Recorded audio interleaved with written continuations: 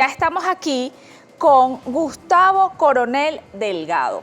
Él es ingeniero civil, magíster en ingeniería sismo-resistente, profesor e investigador del Instituto de Materiales y Modelos Estructurales, Facultad de Ingeniería UCB, asesor en ingeniería estructural y sismo-resistente, fundador de Estructuras Resilientes. Bienvenido. Gracias por la invitación. Bueno, lo primero que me gustaría plantear es que los desastres se construyen en un contexto donde hace juego la amenaza, la exposición que nosotros como población tenemos a esas amenazas y cuán vulnerables somos, ¿no? Son tres variables que inciden en el riesgo. Y la amenaza puede ser de cualquier origen, en este caso natural, puede ser un terremoto, puede ser un huracán, pueden ser las lluvias intensas que producen inundaciones. El problema del riesgo es básicamente siempre el mismo, ¿verdad? Producto de la amenaza, la exposición que tenemos a ello y la vulnerabilidad. Entonces hay que decir que con la amenaza no podemos, por lo menos con algunas amenazas naturales, luchar, ¿no? Ahí vemos como esos mapas de potenciales de lluvia, de tormentas, ocurren a cada rato y van y vienen, y así como ha pasado el huracán Fiona recientemente en Puerto Rico, Dominicana, puede pasar también por las costas venezolanas en algún momento, porque ya ha pasado históricamente, ¿no? Al igual que ocurrieron terremotos recientemente en México, han ocurrido acá en Venezuela en el pasado, en Caracas en el año 67, lo recordamos, en Cariaco en el año 97, más recientemente podemos hablar de Falcón, Tucacas, 2009, o el terremoto del 2018 de Yaguaraparo en el estado Sucre, que se sintieron, dejaron daños en las infraestructuras, en las construcciones, y contra ese fenómeno no podemos hacer nada. Hoy sabemos bastante sobre los terremotos, pero lo que aún no ha logrado la ciencia es predecirlo. Sabemos dónde pueden ocurrir. Tenemos mapas de amenaza sísmica que nos dicen qué zonas son de mayor amenaza sísmica y qué zonas son de menor amenaza sísmica, dónde pueden ocurrir terremotos y dónde es muy poco probable que ocurran. Entonces, la población tiene un par de variables de esa ecuación del riesgo para reducir su riesgo. Una es estar expuesto o no a los terremotos. Bueno, en Venezuela, desafortunadamente, donde está la mayor concentración de población, las grandes ciudades, están en las zonas de mayor amenaza. Ahí lo vemos en pantalla el mapa que correspondía al año 2001. Tenemos un nuevo mapa ahora mucho más reciente, pero este es más ilustrativo, el mapa editado por Funvisi para la norma de construcciones sismo-resistentes. Entonces, en esa franja que vemos en anaranjado, esas zonas más en rojo, es donde están las principales ciudades del país, donde hay mayor cantidad de construcción, cerca del 60, 65, 70% de la población está en zonas de alta amenaza sísmica y estamos expuestos a ello. Y lo que nos queda al estar ahí en estas ciudades es controlar la otra variable, que es la vulnerabilidad. Cuán vulnerables somos como personas, como grupo, como sociedad, y cuán vulnerables son nuestras construcciones, que son las principales causantes de las afectaciones de vida y pérdidas económicas cuando ocurre un evento. Entonces ahí no queda esa variable.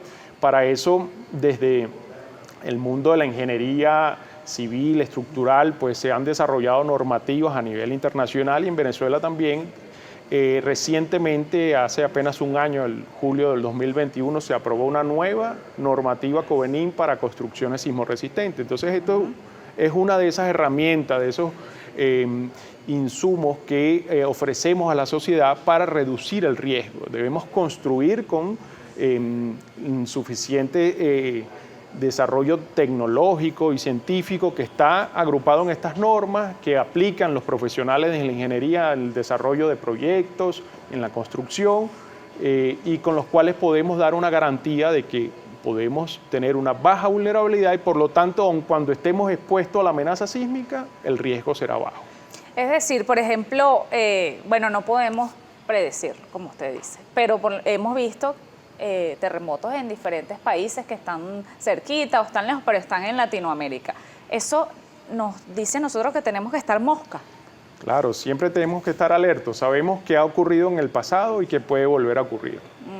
Yo a veces digo, aunque suene un poco difícil, desafortunadamente en Venezuela la frecuencia con que ocurren los terremotos es muy baja. En México, ya lo vemos, ocurren muy frecuentemente. Incluso en Chile dijeron también. que ocurrió el mismo día.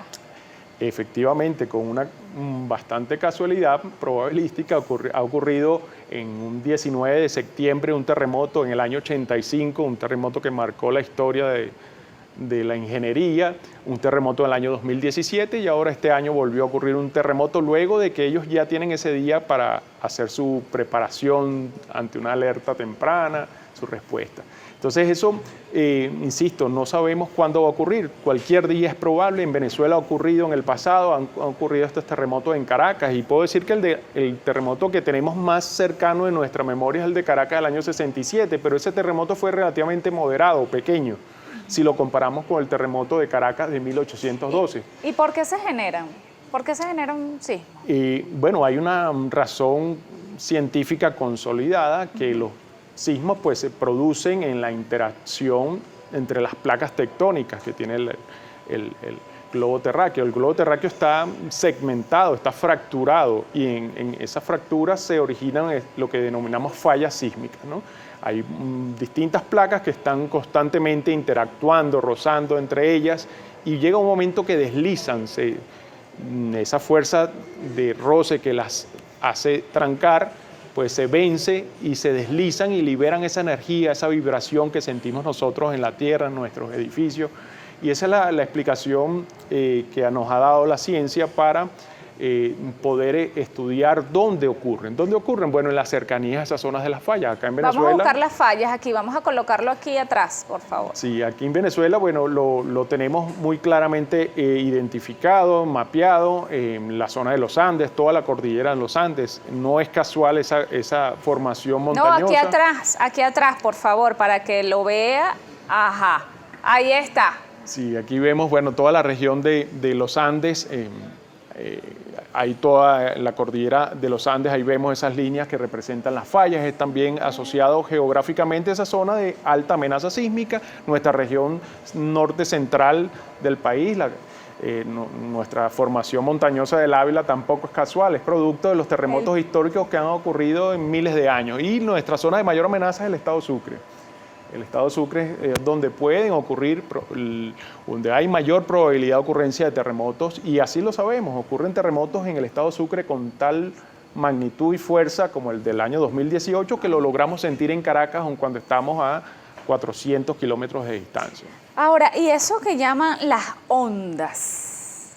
Bien, eso al ocurrir esa falla, esa ruptura ahí en las fallas, se produce esa vibración que sentimos nosotros. Esa vibración se va atenuando en la distancia, se va disminuyendo, tal cual cuando lanzamos una piedra al agua, que se genera una onda que va mitigándose o reduciéndose cuando se va extendiendo. Eso es lo que ocurre de una manera análoga cuando se rompe una falla de esta y genera esa vibración que se va transmitiendo en la corteza terrestre hasta distancias importantes, pero siempre disminuyendo su vibración. Por lo tanto, estar cercano a la falla, estar expuesto a la falla, nos coloca en una condición o estar sujeto probablemente a una vibración mucho más alta y por lo tanto debemos diseñar y construir nuestras edificaciones, nuestras viviendas, nuestros comercios, nuestras industrias con mucha más exigencia, con mucho más material, con mucha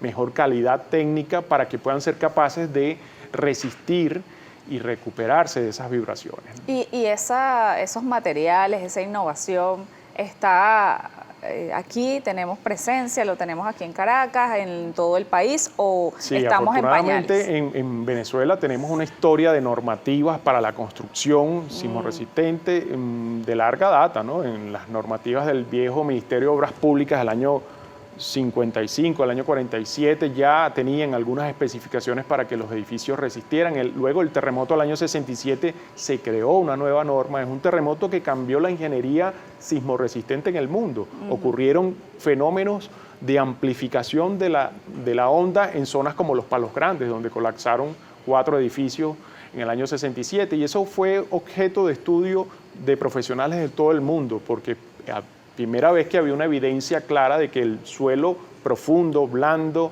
de ese sitio generara una amplificación y llevara al colapso. Luego el terremoto del 85 lo confirmó en México, que está en una zona mucho más blanda y densa, la Ciudad de México, y ocurrió un terremoto muy lejano que originó mucho más daño que que el terremoto en Caracas, y eso generó, pues, por supuesto, conocimiento para las nuevas normas. Como te digo, hay luego una norma del año 2001, que es la que corresponde a ese mapa que vimos, y esta norma que recientemente se publicó el año pasado, del cual pude formar parte del comité que lo elaboró, fue dirigida por el profesor Oscar Andrés López de la UCB también, y con participación de Funvis y otras instituciones y otros consultores privados. Entonces tenemos normativas, tenemos materiales para construir, tenemos formación académica para nuestros estudiantes en los posgrados, en las materias de pregrado de ingeniería civil, estructural, tenemos un posgrado en la UCB en ingeniería sismorresistente, la maestría, tenemos capacidades técnicas. Lamentablemente han mermado esas capacidades porque ha habido una migración importante de esa capacidad profesional, pero en el país hay un know-how técnico suficiente. ¿Qué creo yo que falta? Falta convencimiento, esto que estamos haciendo acá en el promotor, en el propietario, que se ha olvidado de los terremotos como un problema y quizás a lo mejor opta por soluciones mucho más económicas que no necesariamente son las técnicamente más confiables. Entonces tenemos que seguir insistiendo, aunque no haya ocurrido un terremoto en mucho tiempo en Venezuela, puede volver a ocurrir y tenemos que tener nuestras construcciones, nuestras edificaciones y a nuestra población preparado para ese evento, ¿no? Preparada. Aquí me preguntan, ¿cuál es la diferencia entre magnitud e intensidad? Bueno, son dos conceptos bastante diferentes. La magnitud es la forma como medimos la cantidad de energía que libera un sismo, ¿no? Ahí hay que hacer una acotación interesante que siempre me gusta transmitir en estos espacios, que en el pasado usábamos la magnitud de la escala de Richter para medir la magnitud del sismo. Pero esa escala, hace ya más de 20 años, demostró que no era suficiente para medir la energía que liberaban grandes terremotos como lo que ocurren en Chile, en Japón, y fue modificada y hoy la medimos con una magnitud que se llama magnitud de momento. Es la magnitud que usamos ahora y me permite eso, medir la cantidad de energía que libera un evento. Podemos decir rápidamente que esa es una escala exponencial. El terremoto, si comparamos el terremoto del año 67 en Caracas con el terremoto del 1812, aquel terremoto famoso, histórico, que derrumbó la Primera República y que produjo aquellas palabras de Simón Bolívar, ¿no? De si la naturaleza se opone, lucharemos contra ella. Ese terremoto de 1812 generó casi 100 veces más energía que el terremoto del año 67. Y ese de 1812, que es menos probable, también puede volver a ocurrir, y aquellos edificios que aunque hayan resistido el terremoto del año 67 y sigan estando de pie, pueden entonces estar sometidos a un terremoto mucho más severo que lo conduzca a una condición lamentable, ¿no? Entonces sabemos que hemos avanzado en el tiempo a medida que han evolucionado las normas, la tecnología, el conocimiento. Sabemos que los edificios antiguos son más vulnerables que los edificios modernos que hacemos con las normas más novedosas. En aquella época pues, se construía y se diseñaba con mucho menos exigencia. Eso lo sabemos, lo tenemos muy bien conceptualizado, por tanto dentro de esa ecuación del riesgo es una variable de las más importantes, ¿no? Tenemos una nueva norma para hacer nuevas construcciones más seguras, pero ¿qué hacemos con lo que está construido? ¿Qué hacemos con las construcciones, aunque hayan sido hechas formalmente por ¿Y qué se hace con la gente, por ejemplo, que está en un sector popular que entonces quieren hacer más pisos arriba y quieren hacer habitaciones y quieren hacer casas y quieren hacer? Ahí hay dos variables claras.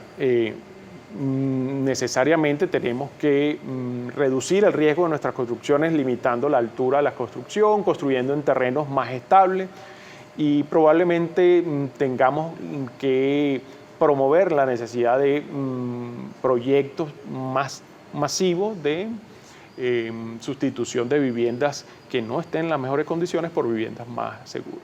Si yo vivo, ingeniero, en un edificio viejo, ¿qué hago yo? Bueno, inicialmente podemos decir que desde la ingeniería civil estructural tenemos una solución para el riesgo que puede tener ese edificio antiguo o esa vivienda sin ingeniería que se haya hecho. Hay que decir que aunque el edificio haya sido diseñado y construido con una norma muy antigua, al año 50, hoy tenemos claridad de que puede ser bastante vulnerable ante los terremotos, ¿no? Entonces tenemos una solución, esa solución es el reforzamiento sismorresistente de la construcción. Entonces, bueno, se puede. Sí. ¿Qué queremos nosotros? Bueno, promover desde lo individual, desde quienes nos están viendo en sus casas, que se organicen socialmente en su edificio, en su empresa, para aquellas instituciones, empresas, comercios, en promover estos tipos de soluciones de reforzamiento. Nosotros hemos participado desde la universidad en la investigación, en el desarrollo de proyectos de evaluación de riesgo y la solución que ofrecemos, que el reforzamiento sismorresistente. Hemos participado en un proyecto muy grande de reducción de riesgo en escuelas en el país, junto a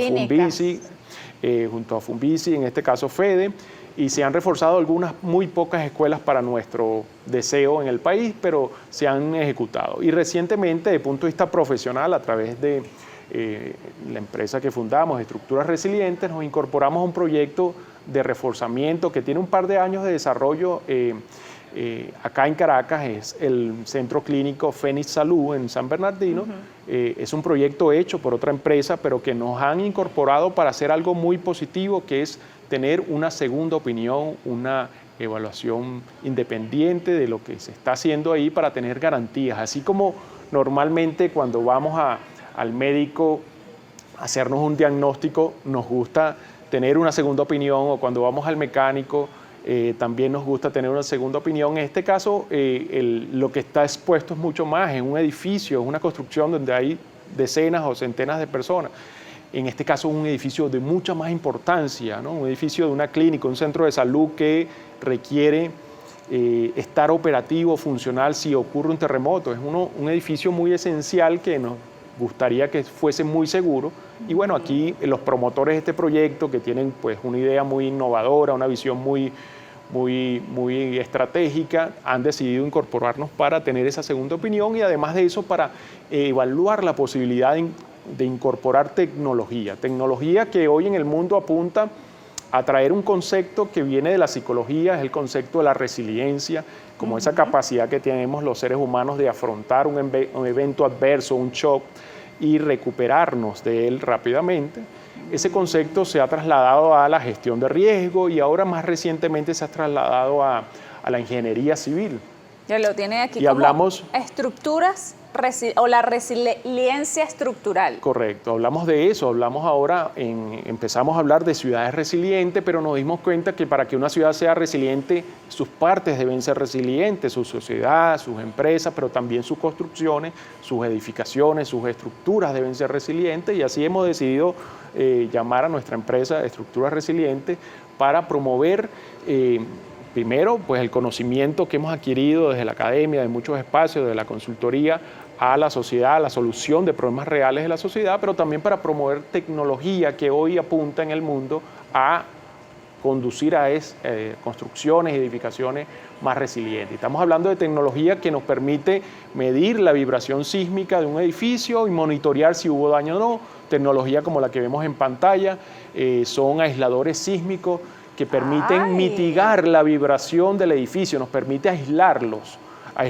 el edificio de esa vibración que tiene el terreno, y por tanto mitigar los daños y mantener el edificio operativo aun cuando ocurre un terremoto.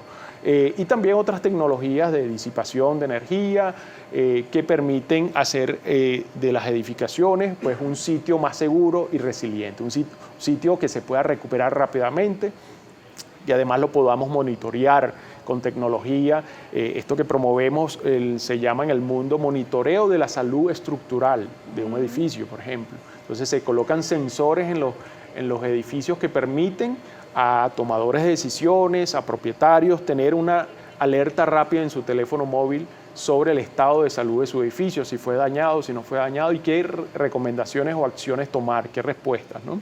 Y esto se puede hacer ahorita los edificios nuevos, los que lo están haciendo, pero los que están viejos también se puede hacer. Claro, y principalmente ese es hoy en día, y en nuestra ciudad de hoy, o nuestro país de hoy, nuestras ciudades en Latinoamérica, porque el problema es común, es el problema más interesante, porque la velocidad con que hacemos nuevas construcciones es mucho más lenta que la velocidad con que remodelamos, reocupamos, ampliamos edificaciones antiguas.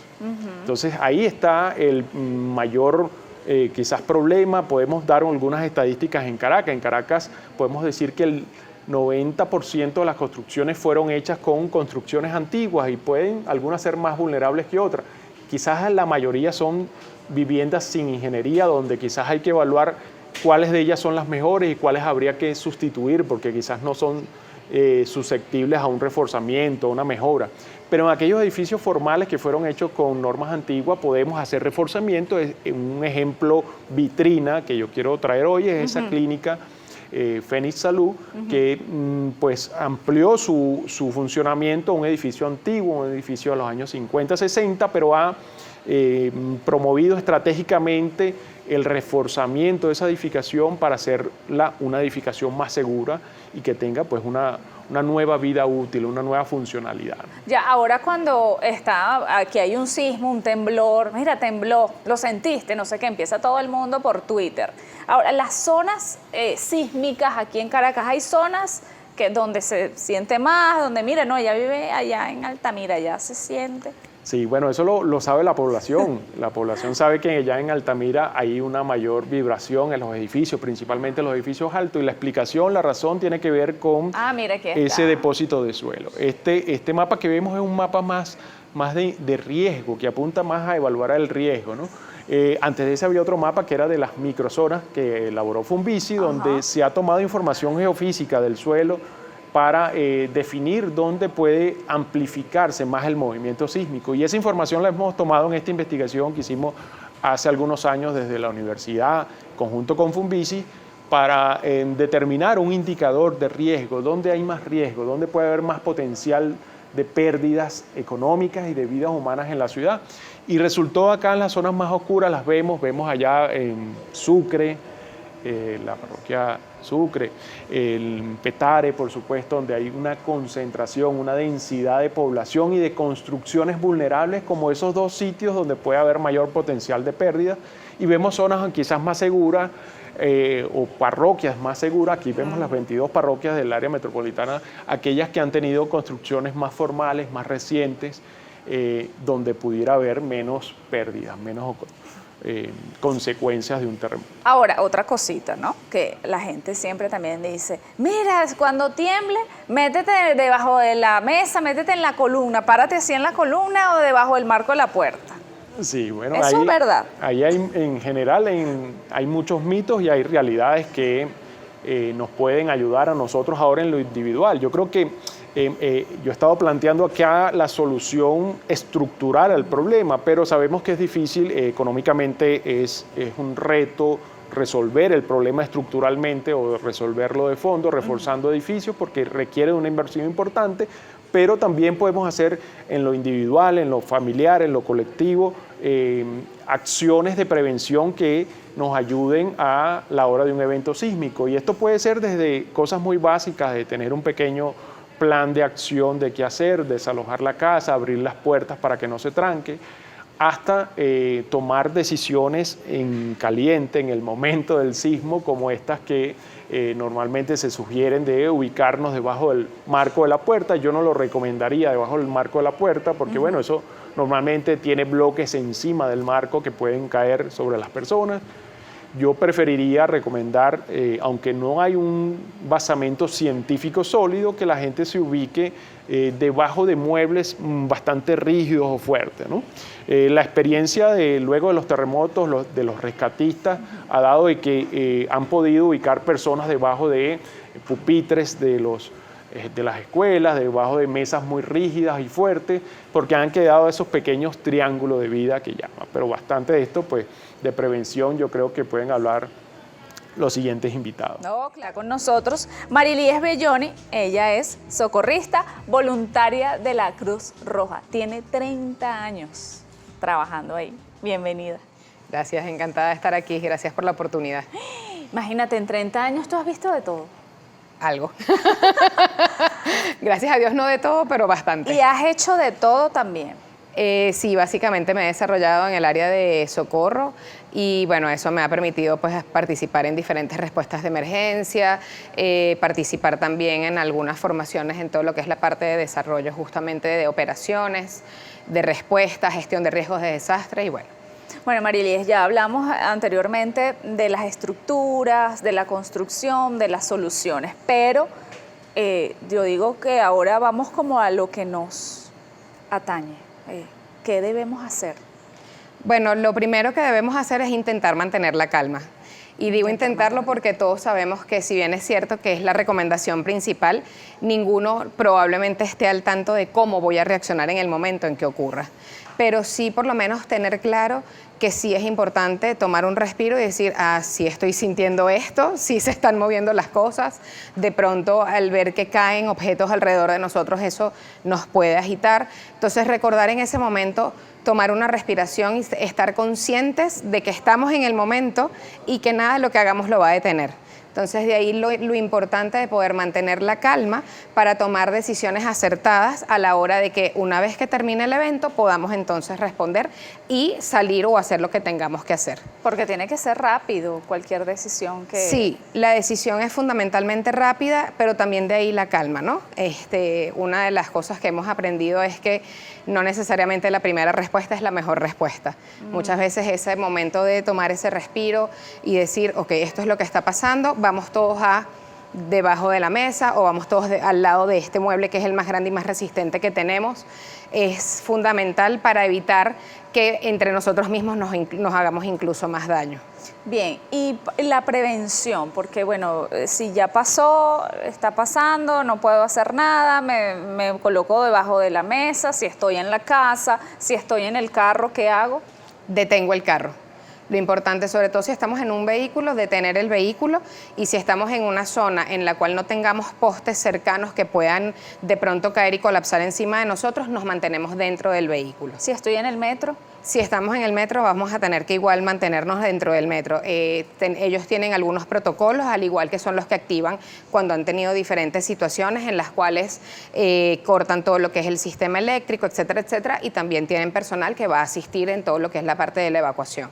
Bien, cuando estoy en un edificio, estoy en el piso 9, estoy en el piso 6, ¿debo mantenerme dentro de la casa o tengo que salir corriendo? Normalmente los sismos son de corta duración. Eso también depende mucho de los países en los cuales nos encontremos.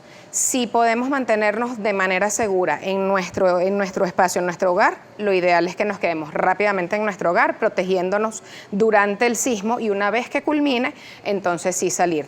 Que sí es importante que si pueden ir a las rejas y abrir la reja durante el sismo, lo hagan.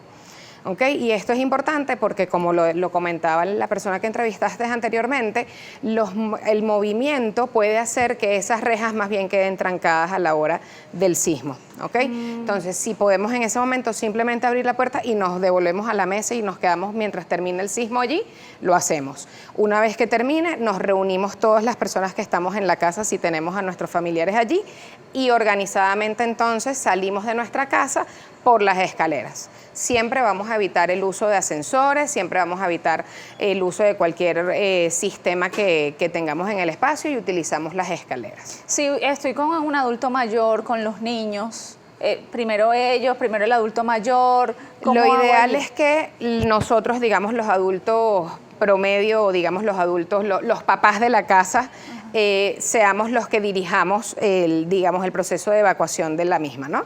Que es importante que agarremos a nuestros niños si tenemos niños pequeños, sobre todo porque probablemente ellos estén incluso más asustados que nosotros, y que también asistamos a las personas adultas mayores que tenemos en nuestra casa. Sí, lo que él comentaba, nosotros, una de las cosas que como Sociedad Nacional de la Cruz Roja Venezolana propiciamos es justamente la elaboración de planes de respuesta comunitarios, ¿okay? De ahí también fomentar la resiliencia comunitaria, fomentar la organización comunitaria, comunitaria. Usualmente, y eso es algo que es una ventaja para nosotros, nuestro carácter como venezolanos es muy de conocernos todos. Entonces en el edificio probablemente todos nos conocemos, nos saludamos y eso va a ser fundamental a la hora de solicitar, por ejemplo, asistencia con vecinos para que nos puedan ayudar con los adultos mayores que quizás tengamos en la casa, sobre todo porque si tenemos adultos mayores y niños, cómo hacernos cargos de todo a la vez. Entonces eso es súper importante. Ahora, si estamos nosotros, entonces, bueno, brindar la asistencia, aunque sea de manera de estabilidad, como si fuéramos el bastón de esa persona adulto mayor y, por supuesto, tener siempre a resguardo a nuestros niños. Y si alguien salió corriendo y se dobló el pie. También, eso pasa también con bastante frecuencia, tiene que ver mucho con justamente esa reacción emocional que tengo en el momento en que ocurre la situación y de pronto, bueno, me agito, salí corriendo, no me di cuenta, me tropecé, me caí por la escalera y probablemente las personas que vengan detrás me van a encontrar ya lesionados. Claro. ¿Cómo poder ayudar a una persona que, bueno, se lesionó? Bueno, lo ideal es brindarle la asistencia. Una de las cosas que se ve mucho en películas, pero que pasa también en la vida real, es que la gente, en vez de brindar la asistencia y ayudarlo de pronto también a salir, le pasan por encima y termina siendo un obstáculo que termina siendo una bola de nieve. En la medida en que nosotros agarramos a esa persona y le brindamos apoyo, así sea, ¿sabes?, de esta manera y podamos ayudarlo a salir, eso nos puede facilitar para todos los que venimos detrás, que no haya ese obstáculo y una vez que estemos afuera, ver realmente qué condiciones tiene la persona, qué cosas podríamos hacer. Algo importante también es, como siempre, pensar en nuestra seguridad primero. Si bien es cierto que queremos brindar un apoyo, si por ejemplo vemos que la persona está sangrando, es importante tener o guantes o por lo menos buscarnos una bolsa plástica que nos permita evitar entrar en contacto con los fluidos de la otra persona. Bueno, a menos que sea tu familiar directo, por supuesto. Pero sí es importante recalcar que la seguridad de los que estamos ayudando, pues es fundamental para poder continuar ayudando. Claro, tienes que salvarte tú para salvar también a los demás. Ahora, siempre hay un punto de encuentro, ¿no? Que sí. Siempre está, aquí tenemos, por ejemplo, aquí en Globovisión tenemos un punto de encuentro allá afuera. Si yo no veo ese punto de encuentro en el edificio donde yo estoy. Bueno, si no tenemos ese punto de encuentro, lo ideal es conseguir un espacio que sea abierto, que tenga pocas postes de luz, que tenga pocas cosas que pudieran colapsar en ese espacio, que probablemente sea el lugar más seguro para poder ir y entonces esperar al resto de las personas que están allí. Incluso si yo llego de primera a ese lugar, puedo incluso llamar al resto de las personas para que nos reunamos todos en ese lugar. ¿Y cuál sería el tiempo prudencial para volver a la casa? Una vez que garanticemos que estamos todos bien, que estamos todos reunidos y que ha pasado ya un tiempo en donde no ha habido una réplica, no estén colapsando estructuras. Entonces, también es importante recalcar que en este momento probablemente todo el sistema de gestión de riesgos, todo el sistema de las policías municipales, etcétera, etcétera, ya estarán activos y también facilitarán no solamente la organización de las personas que hayan salido de sus hogares, sino también el retorno a salvo de las mismas. Marilíes Belloni, socorrista voluntaria de la Cruz Roja, 30 años trabajando allí en la Cruz Roja. Ella hace de todo y me estaba comentando que cuando hubo la tragedia allá en Mérida, ella estuvo allá en Santa Cruz de Mora. ¿Qué viste allá? Un poco de todo. Bueno, tuvimos que hacer una intervención. El equipo de la seccional de Mérida fueron de los primeros que pudieron llegar. Hicieron una intervención maravillosa en todo lo que fue atención de primeros auxilios, organización de la comunidad, brindaron apoyo justamente entre las personas sobrevivientes, a organizarse junto con otras agencias.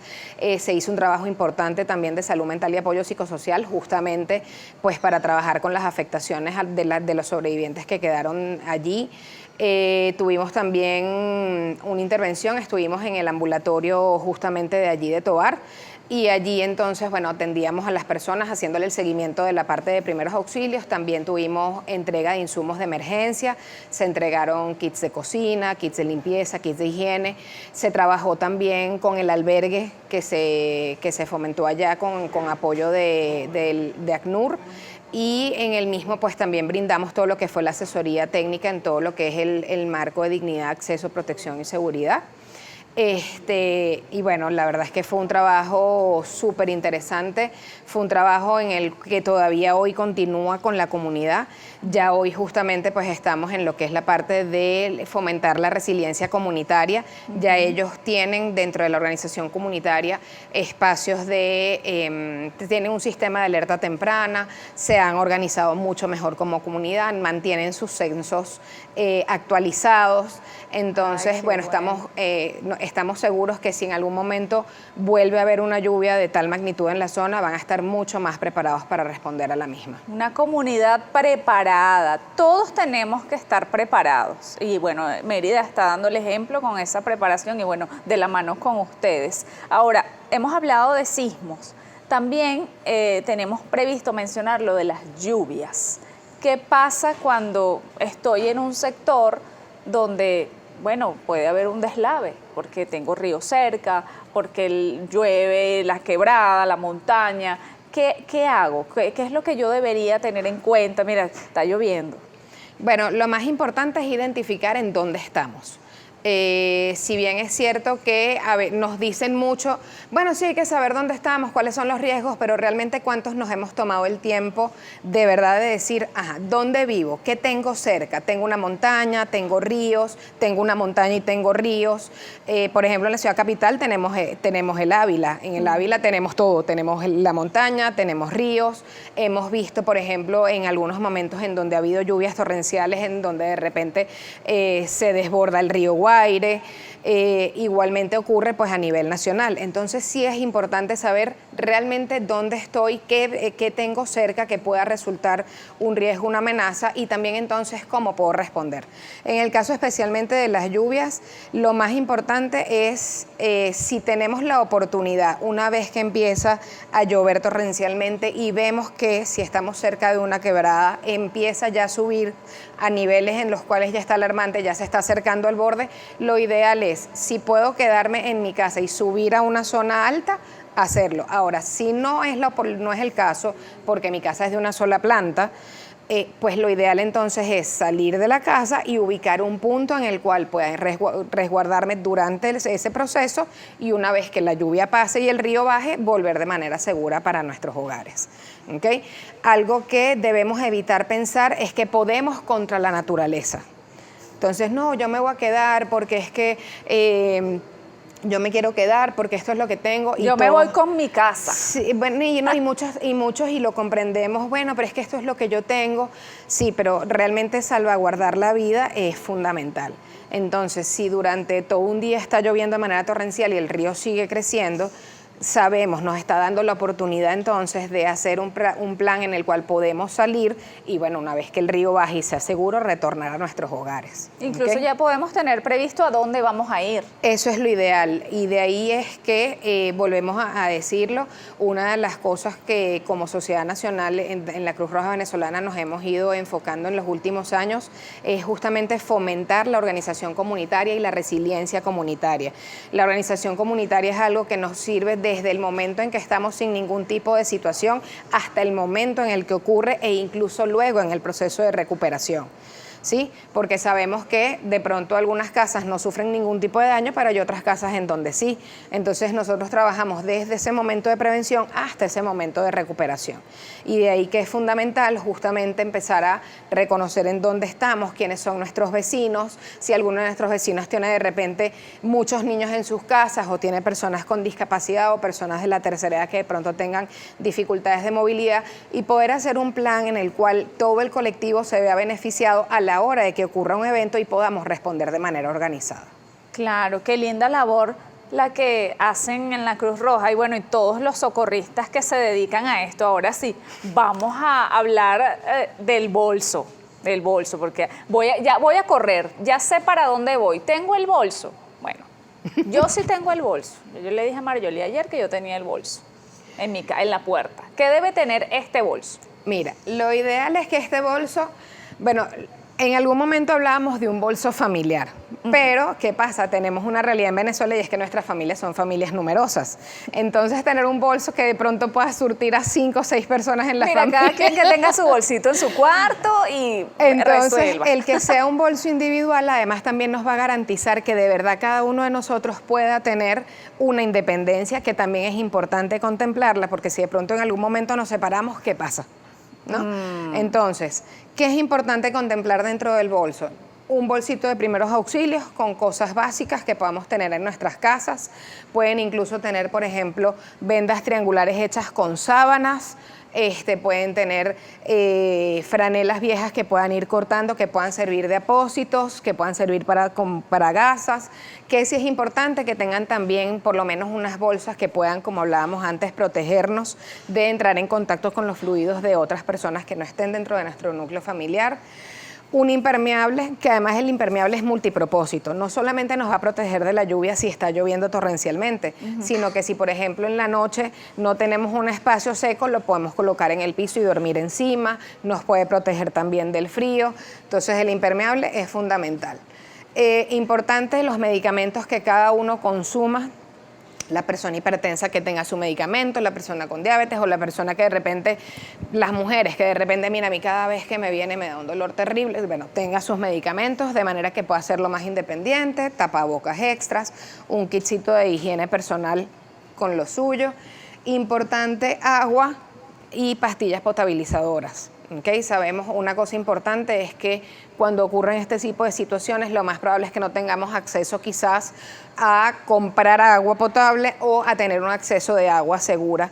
Entonces es bien importante garantizar y evitar condiciones a posteriori que pudieran ser por la ingesta de agua que no esté en buenas condiciones. Bueno, ahorita, porque seguimos en tiempo COVID, seguimos propiciando todo lo que es el uso del gel o del alcohol y tener algunos enlatados que nos permitan durante por lo menos 1 o 2 días mantenernos medianamente alimentados. E importante, fíjense que tiene allí, no sé qué es eso que tienes en los enlatados. Aquí hay ¿Qué es esto? Estos son unas salchichas y estos son unas sardinas. Mira, unas salchichas. Pero fíjense lo que vino, importante para abrir, porque entonces nosotros tenemos el típico atún que nosotros lo abrimos con otro instrumento. Entonces no vamos a tener el atún y el abrelata. No, miren, fíjense aquí. Claro. Fácil de abrir. Sí, idealmente es así. Ahora, si por ejemplo lo que tiene en su casa es atún enlatado del regular, tiene la opción o de tener un abrelata o de tener una herramienta tipo navaja multipropósito con la cual lo pueda hacer. Otra cosa importante, sal y azúcar.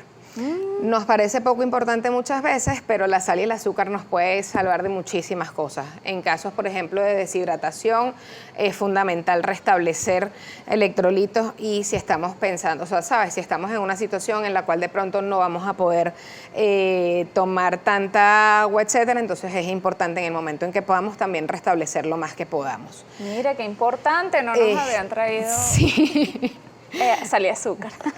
Bueno, pues sí. Bueno, porque todo va cambiando y vamos aprendiendo más. Y ustedes, sí, bueno, aprenden todos los días y con cada evento también aprenden. Así es. Oye, en el agua, hablabas de, si yo hice mi bolso hace 1 año, todavía tengo el agua, la cambio, la dejo ahí, eso no pasa nada. Bueno, sabemos que a nivel mundial los estándares nos indican que todo tiene una fecha de vencimiento, que es importante verificar que el agua esté clara, que el agua no tenga ningún tipo de turbidez, ni tenga ningún tipo de sedimento, si lo pueden recambiar, o sea, que es importante también chequear este bolso por lo menos 2 veces al año, o sea, que cada 6 meses yo pueda revisar, ver la fecha de vencimiento de los enlatados, ver la fecha de vencimiento de pronto del agua, la fecha de vencimiento del blister que tenga de medicamentos en mi kit porque tengo hipertensión, la fecha de vencimiento de algo que pueda tener en el equipo de primeros auxilios. Allí tienes, para ver ese bolso, el de primeros auxilios.